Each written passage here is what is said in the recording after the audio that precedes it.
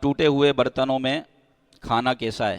برتن بعضوں کا ٹوٹ جاتے ہیں، یعنی تھوڑا سا کنارے پہ سے ٹوٹ جاتا ہے، کوئی کپ ہے یا کوئی پیالہ ہے یا کوئی پلیٹ ہے، یا تھوڑی سی دراڑ آ جاتی ہے برتنوں میں، تو اس طرح کے برتنوں میں حدیثوں میں کھانے سے منع فرمایا۔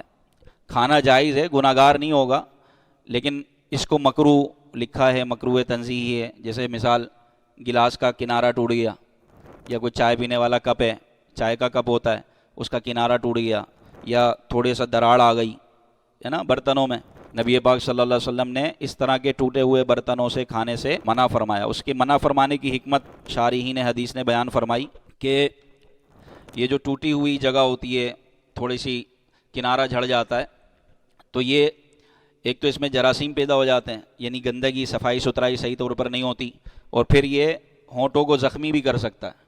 جو کنارہ جڑ جاتا ہے تو ہونٹوں کو زخمی بھی کر سکتا ہے، پانی یہاں تک نہیں پہنچتا، اچھی طرح صفائی ستھرائی نہیں ہوتی۔ اسی طرح جو برتنوں میں دراڑ پڑ جاتی ہے، اس میں بھی جراثیم پیدا ہو جاتے ہیں۔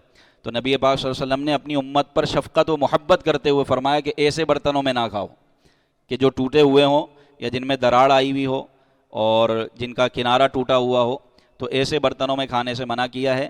لہذا ایسے برتن استعمال نہیں کرنے چاہیے، اگر ٹوٹ جائے تو پھر اس کو آپ ٹھنڈا کر دیں، مطلب ادھر ادھر کر دیں، ان میں کھانے پینے سے بچنا چاہیے۔ تو یہ حدیث میں موجود ہے۔